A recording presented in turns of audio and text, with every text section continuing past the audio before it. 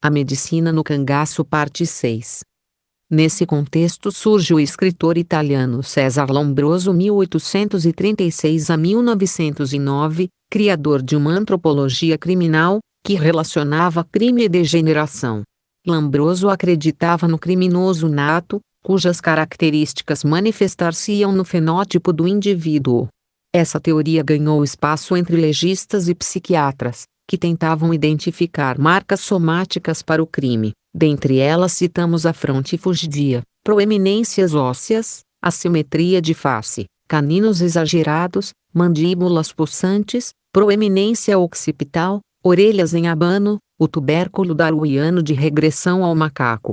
Medir e estudar crânio era uma obsessão da época. Vários cangaceiros tiveram suas cabeças decepadas e enviadas a médico-legistas da Polícia Militar Alagoana em Maceió e à Faculdade de Medicina da Bahia para serem submetidas à cefalometria e à análise destas características. Lima, 1965, 27 a 52.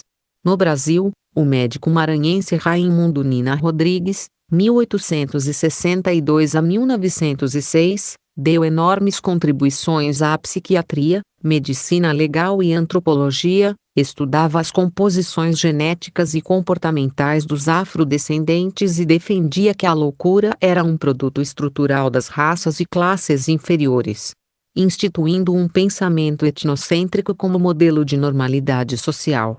Contribui para a classificação das sociedades em normais e anormais. Revista Canudos, 2000,50. Nina Rodrigues buscou cientificamente criar regras que avaliariam indivíduos cujo comportamento fosse doentio, além de decidir quanto à sua imputabilidade penal e principalmente, sugerir meios preventivos para evitar a loucura e o crime. A ideia da degenerescência lombrosiana como causa da doença mental passou a ser vista pelos estudiosos modernos como retrógrada e ultrapassada. Era preciso abandoná-la. Surgiam assim os deterministas sociais, para os quais o meio, com seus fatores sociais e geográficos, seria suficiente para explicar a criminalidade. Mais uma vez o livre-arbítrio, a personalidade e os motivos do criminoso eram desprezados. Nesse sentido afirmava o professor Arthur Ramos, no caso do cangaceiro ou do jagunço nordestino as coisas sociais predominam de muito sobre as coisas biológicas, orgânicas. O bandoleiro nordestino é um produto do seu meio social. Jornal de Alagoas, 1938. Para Euclides da Cunha o homem dos sertões está em função imediata da terra, sendo a perfeita tradução moral dos agentes físicos da natureza que o rodeia. Ela talhou a sua imagem, bárbaro, impetuoso e abrupto. É um retrógrado e não, um degenerado. Cunha, S. D. 79 a 83. Por mais de um século houve apenas uma substituição de uma ideia determinista por outra. Inicialmente as constituições genéticas e hereditárias eram determinantes absolutas. Posteriormente foi a vez do determinismo moral, onde o indivíduo podia já nascer degenerado. Em seguida, o determinismo psicológico pregava que a maneira da pessoa reagir era imutável e, finalmente, o determinismo social, onde as circunstâncias sociais empurravam invariavelmente a pessoa para o crime. Balloni, 2002. O pensamento determinista só foi atenuado com a teoria fenomenológica de Digref, em meados do século XX. Digref leva em conta a necessidade de se conhecer profundamente a personalidade específica do criminoso, seus motivos, caráter, instinto, antecedentes sociais e não mais uma personalidade geral e própria dos homens criminosos. Debust trouxe o conceito de periculosidade, o qual incluía 3 elementos: a situação perigosa, a importância sociocultural do ato cometido e de volta, a personalidade criminosa. Mais tarde, Digref propôs que o indivíduo é plenamente responsável pelos seus atos. Hoje as principais teorias psicológicas da criminalidade poderão ser agrupadas em 2 grupos, um deles centrado nas diferenças que caracterizam a personalidade criminosa, específica do criminoso e determinador do ato delinquente, Pinatel, Leblanc, e um outro, o da análise do percurso do indivíduo na sociedade, sob o ponto de vista fenomenológico, de Buist. A criminologia moderna acredita que não exista diferença entre personalidade de delinquentes e não delinquentes. Dessa forma, a personalidade criminosa seria uma interação de fatores genético, neuropsicológico, afetivo, cognitivo, político e vivencial. Balloni, revisto em 2002.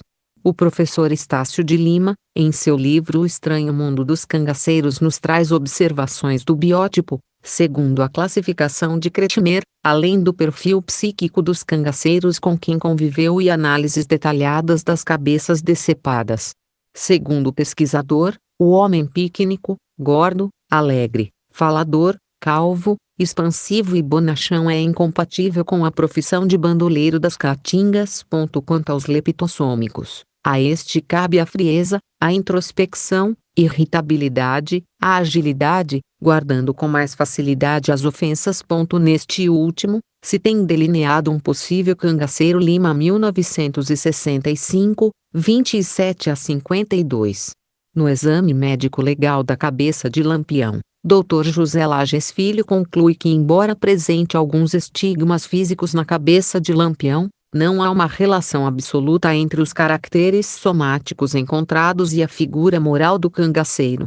Acrescenta o perito, faltam as deformidades cranianas, o prognatismo das maxilas e outros sinais aos quais Lombroso tanta importância emprestava para a caracterização do criminoso nato. Rocha 1942, 48 a 49.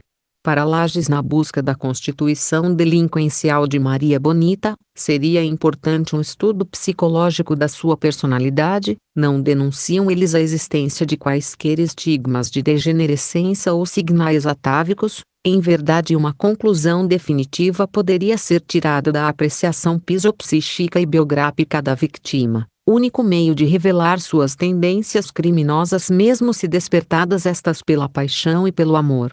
Jornal de Alagoas 1938. Ao contrário do que afirmava Lombroso, os cangaceiros também não apresentavam duas das características esperadas em um criminoso nato: a covardia e a indiferença amorosa. A sua fisionomia é a do sertanejo comum, sem quaisquer diferenças ou anomalias. Lima, 1965, 27 a 52.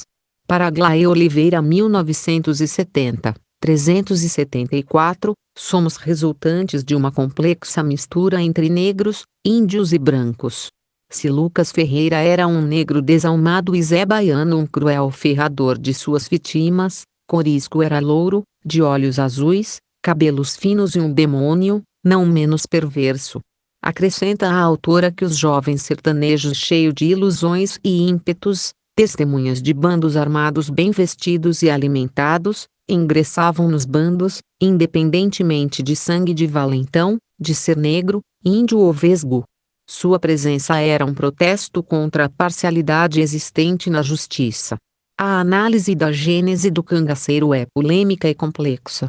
Para alguns autores, eles foram vítimas de um meio hostil. Suas atitudes constituíam uma resposta à profunda crise pela qual a população sertaneja passava, como também um protesto contra a sociedade que os esquecia e marginalizava.